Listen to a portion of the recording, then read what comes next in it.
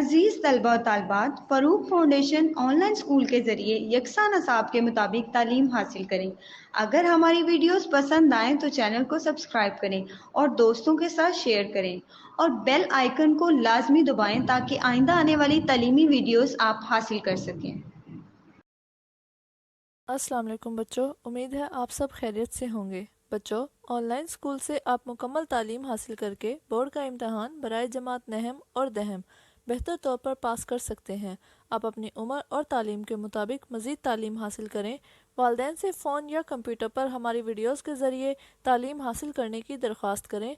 रोज़ाना 1 से 2 घंटे ऑनलाइन पढ़ाई करें और जब आप स्कूल जाएंगे तो आपको मज़ीद किसी मदद की ज़रूरत नहीं होगी। इस तरह पढ़ाई करके अपना वक्त और वालिदैन के अखराजात में बचत कर सकते हैं। ऑनलाइन स्कूल की कोई फ़ीस नहीं है। आप जूम पर भी क्लासेस का फ़ायदा उठा सकेंगे। हर मजमून की मुकम्मल तालीमी वीडियोस मौजूद हैं। Assalamu alaikum students, how are you? I hope so that you all are doing good. हम लोगों ने लास्ट लेक्चर में अपना इंडस वैली सिविलाइजेशन स्टार्ट की थी और उसमें हम लोग कुछ चीज़ें कवर अप की थी और बाकी इंशाल्लाह हम लोग आज के लेक्चर में देखेंगे। आज का जो हमारा टॉपिक है वो है relation with the contemporary civilization. Last के लेक्चर में थोड़ा सा हम लोगों ने टच दिया था इसका, लेकिन इस आज के लेक्चर में हम इसको डिटेल में करेंगे। सबसे पहले relation with other contemporary civilization. ये जो हेडिंग है इसका हम लोगों को मीनिंग पता होना चाहिए कि इसका मतलब क्या है। रिलेशन का मीन क्या होता है? रिलेशन का मीन होता है ताल्लुकात। किस तरह के ताल्लुकात? डेफिनेटली जब हम लोग किसी और कंट्री के साथ ताल्लुकात की बात करते हैं, किसी और सिविलाइजेशन के साथ ताल्लुकात की बात करते हैं, तो वहाँ पे ट्रेडिंग सिस्टम की बात हो रही होती है कि वहाँ से चीज़ें ले जाने और ले आने का जो सिस्टम था, मतलब इंपोर्ट और एक्सपोर्ट का जो सिस्टम था, वो दूसरी कंट्री के साथ या दूसरी सिविलाइजेशन के साथ या दूसरे एरिया के साथ किस तरह से था, या किन किन कंट्री से कौन कौन सी चीज़ें इंपोर्ट होती थी और कौन कौन सी चीज़ें एक्सपोर्ट होती थी, किस किस कंट्री में, किस किस एरिया में, ठीक है ना, स्पेसिफिक चीज़ों के बारे में। तो उस चीज़ के रिलेशन को रिलेशन अदर कंटेम्प्रेरी, अदर का मीन होता है दूसरे, और विद मीन्स आप कंटेम्प्रेरी सिविलाइजेशन।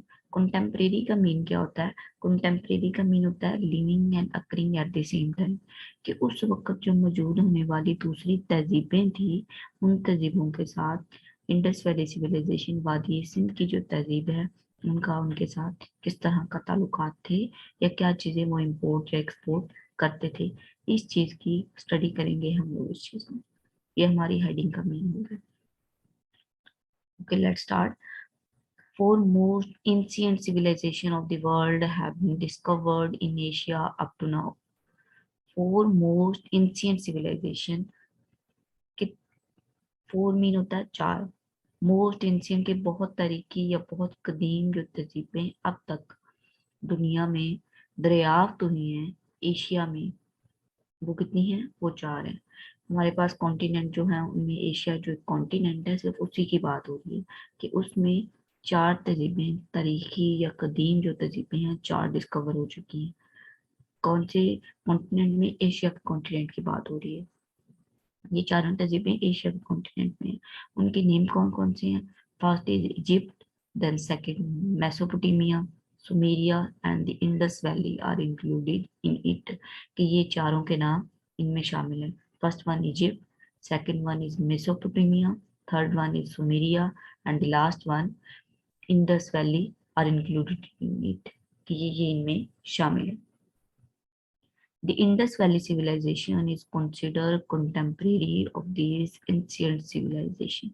कि जो इंडस वैली सिविलाइजेशन है, दरिया सिंध की जो तहजीब है, उसको क्या समझा जाता है? उसको इन तहजीबों का हम असर या एक ही वक्त में पाई जाने वाली तहजीबें समझ जाती हैं।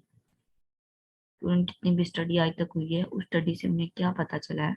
ये मालूम होता है कि ये चार जो तहजीबें थी, ये एक ही वक्त में, ड्यूरेशन में या थोड़े एक्सचेंज पीरियड में पाई जाने वाली तहजीबें थी, जिनके नाम हम लोगों ने भी ऊपर देखे हैं। Egypt, Mesopotamia, Sumeria and the Indus valley, ये चार तहजीबें। इनमें से जो आप लोगों को अब चीज याद रखनी है वो ये है कि कितनी तहजीबें अब तक डिस्कवर हो चुकी हैं, एंशिएंट सिविलाइजेशन डिस्कवर हो चुकी हैं। फोर हुई हैं। और कहाँ पे हुई हैं? एशिया में हुई हैं। देन उनके आप लोगों को नेम पता होना चाहिए। ये तीन चीजें। The Indus Valley consider had trade relation with southern Iraq, Iran, Egypt and Persian Gulf.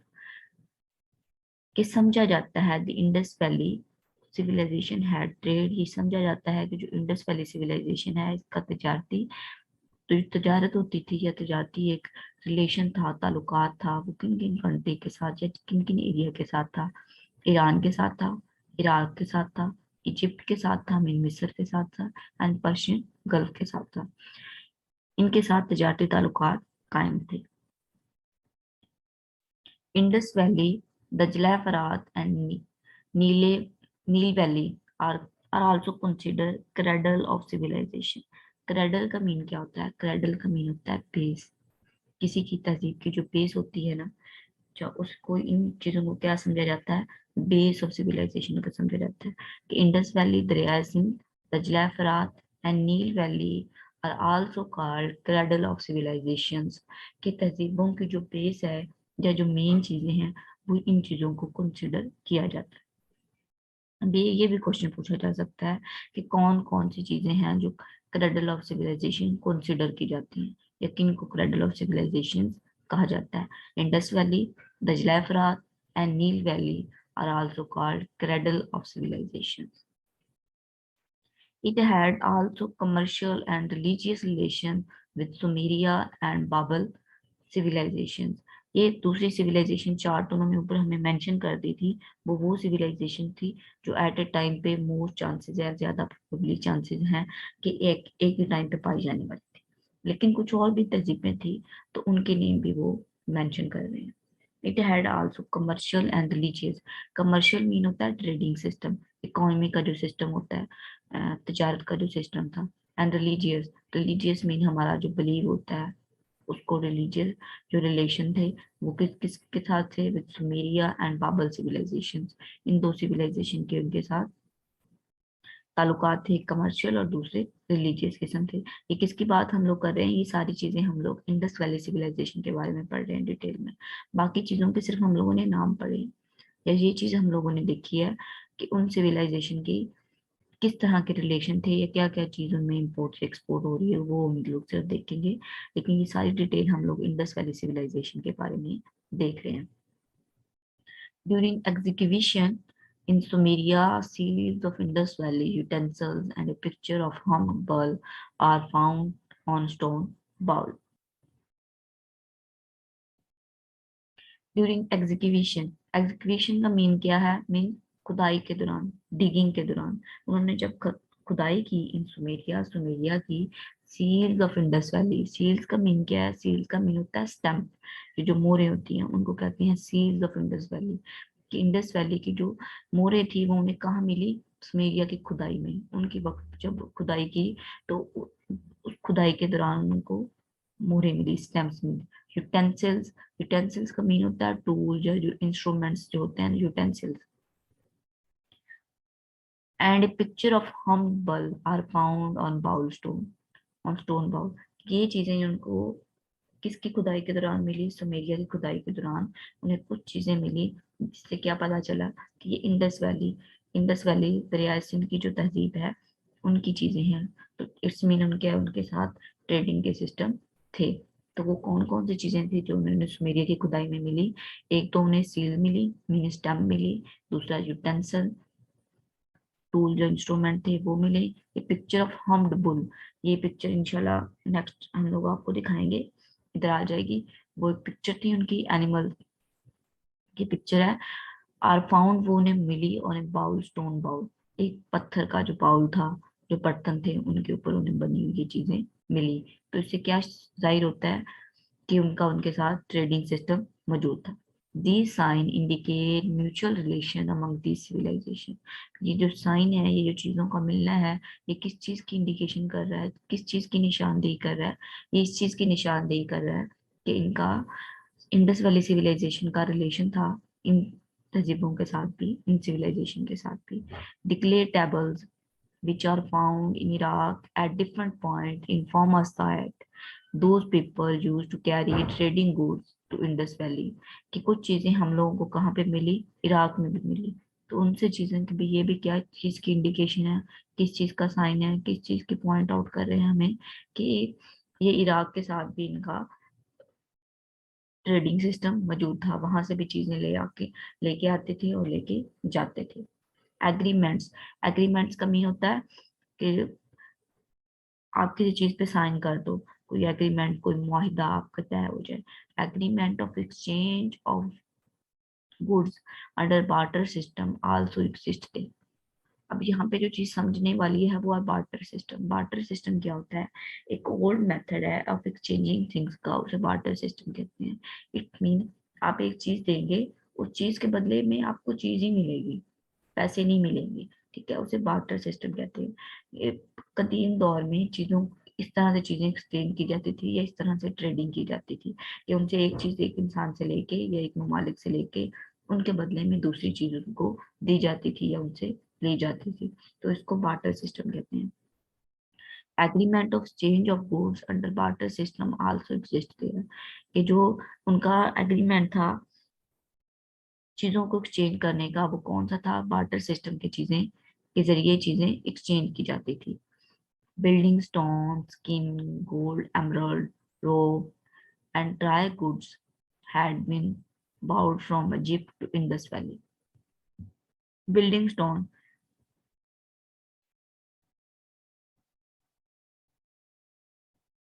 Building stone, skin, gold, emeralds, drops, ये वाली जो चीजें हैं, बिल्डिंग स्टोन मतलब जो हमारी इमारतें हैं उनको तमीर करने के लिए जो पत्थर इस्तेमाल होते हैं।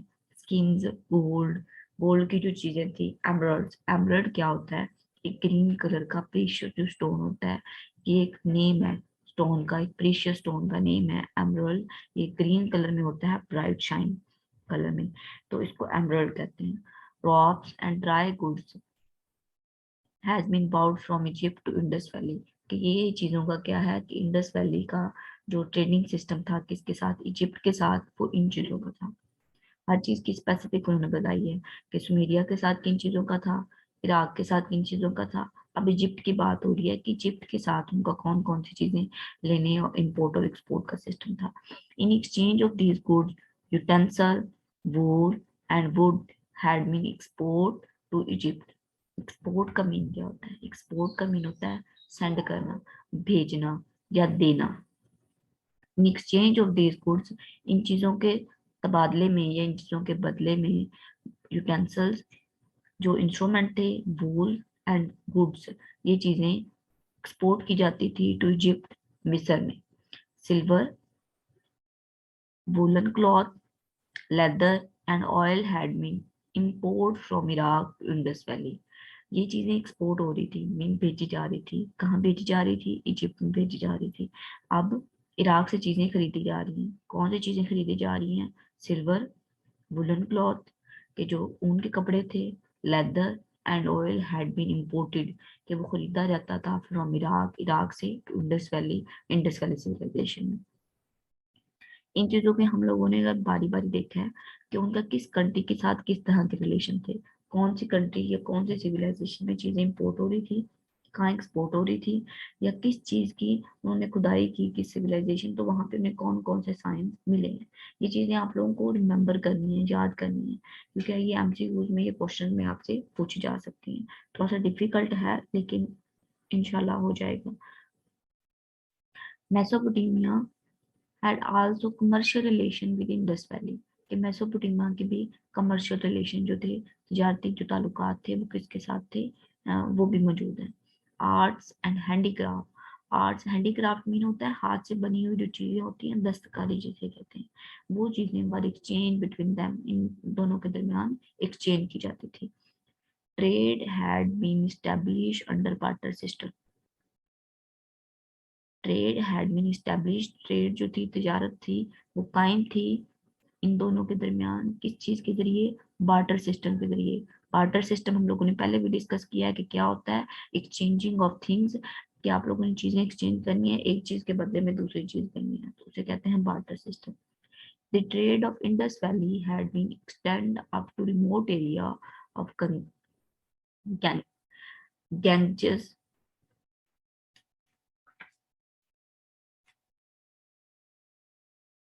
Ganges. The trade of Indus Valley had been extended up to remote area of Ganges in tradition to Mesopotamia. कि जो ट्रेडिंग का सिस्टम था वो इंडस वैली का वो एक्सटेंड हो गया, मतलब बढ़ गया। टू रिमोट एरियाज का मीन होता है कि जो दूसरे इलाके होते हैं, इर्द गिर्द के जो इलाके होते हैं उनको रिमोट एरिया कहा जाता है। Of Gangas in tradition to Mesopotamia, के मेसोपोटामिया के अलावा इर्द गिर्द के जो इलाके थे वहां पे भी उनकी ट्रेडिंग होती थी, वहां पे भी चीजें ले जाने और ले आने का उनका सिस्टम मौजूद था। Farmers use to get additional income by exporting of things and crops. Farmers किसे कहते हैं? फार्मर्स कहते हैं किसान को। Use to get additional income, कि उनको ज्यादा चीजें या ज्यादा इनकम या ज्यादा वो जो तनख्वाहें हैं वो मिल जाती थी। क्यों मिल जाती थी? By exporting of things and crops, कि वो चीजें भेजते थे, एंड क्रॉप्स और फसलें, विच वर इंक्लूडेड, जिनमें कौन कौन सी चीजें या कौन कौन सी फसलें शामिल है। मुझे इधर ये बात करने हैं कि जो फार्मर्स हैं उनकी जो इनकम थी वो ज्यादा हो जाती थी।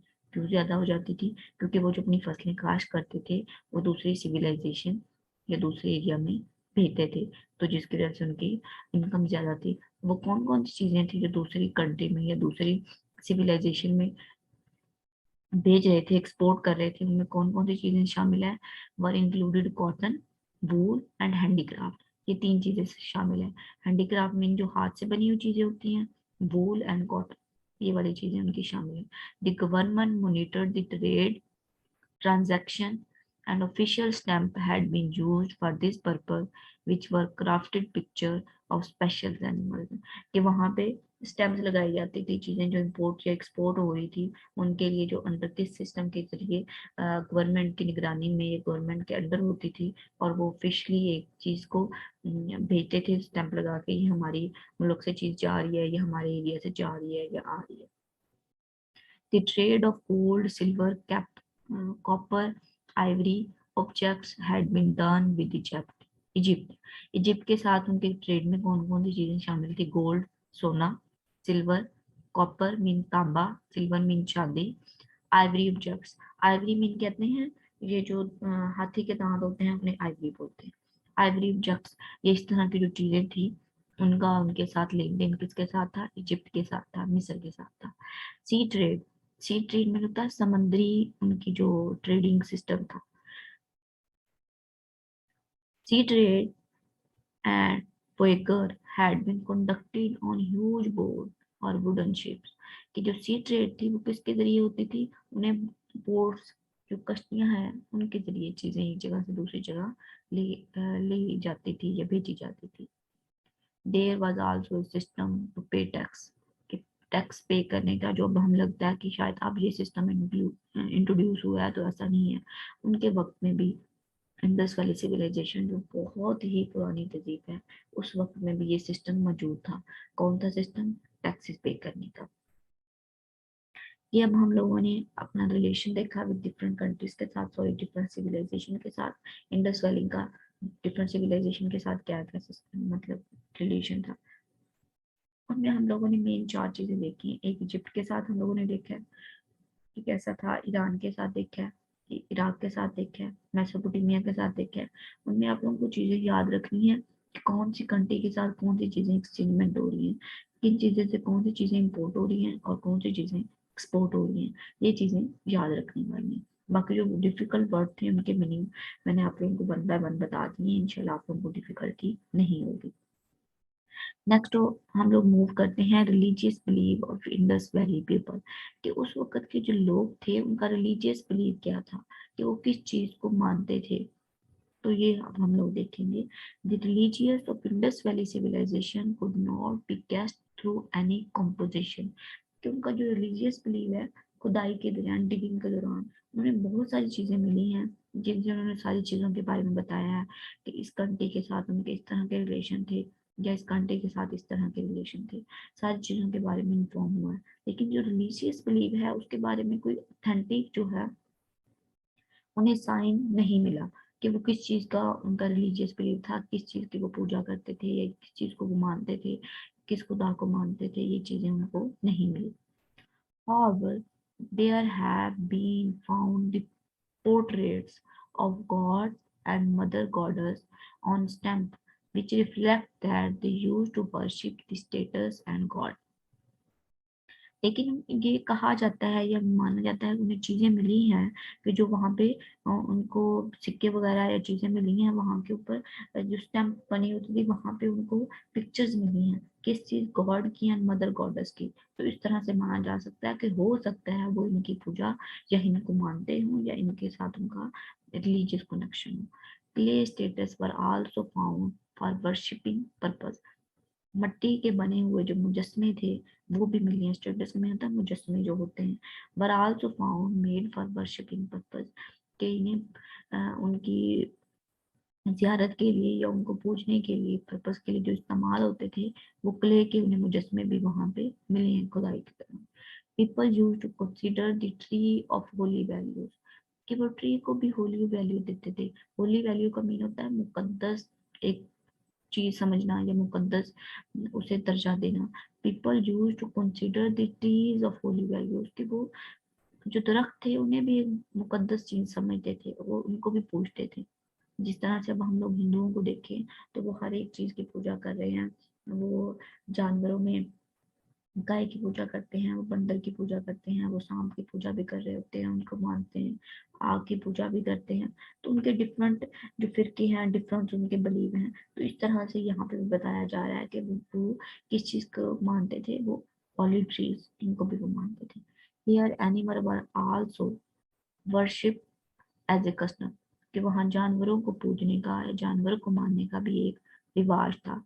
The portrait of the bull, portraits of the bull, bull एक एनिमल है, unicorns, lion and elephant have been found, कि इन चीजों की उन्हें पिक्चर्स वहां पे मिली हैं। पोर्ट्रेट मीन होता है तस्वीरें, कि वहां पे खुदाई के दौरान उनको मिली है। The Indus valley people buried their dead body as well as burn them, कि इनके बारे में भी उनके कुछ कंसेप्शन या कुछ चीजें मानी जाती हैं। वो ये हैं कि वो जो अपने मुर्दा लोग थे उनको किस तरह से दफनाते थे या उनका क्या सिस्टम था। कुछ माना जाता है कि मुर्दों को जमीन में दफन कर देते थे, जैसे हम मुसलमान करते हैं तो उनको दफन कर देते हैं। कुछ इस तरह से उनकी परसेप्शन है, डिफरेंट परसेप्शन हैं इंडस वैली सिविलाइजेशन के बारे में, कि वो मुर्दा को किस तरह से दफनाते थे। खुद की ये परसेप्शन है कि वो मुर्दा को खुली जगह पे रख देते थे और जानवर उनको नोच लेते थे और खा लेते थे, और जब उनकी हड्डियां बच जाती थी, ढांचे बच जाते थे, तो उनको वो क्या करते थे, उनको वो दफना देते थे। ये भी परसेप्शन है। और ये भी परसेप्शन है कि वो मुर्दों को जला देते थे, जिस तरह से हिंदू जला देते हैं, तो वो उनको जला देते थे। बाकी फिर जब उनकी हड्डियां बच जाती थी तो वो उनको दफना देते थे। अब एग्जैक्ट क्या है ये कुछ नहीं पता कि उनका एग्जैक्ट सिस्टम क्या था, क्या उनकी चीजें उस वक्त थी। इंशाल्लाह हम लोगों ने आज दो चीजें अपनी डिस्कस की हैं। आई होप सो दैट कि आपको अच्छी तरह से इनकी समझ आ गई होगी, और बाकी चीजें हम लोग अपने नेक्स्ट लेक्चर में कवर अप करेंगे। मिलते हैं अगली क्लास में, तब तक अल्लाह हाफिज, अल्लाह की पनाह।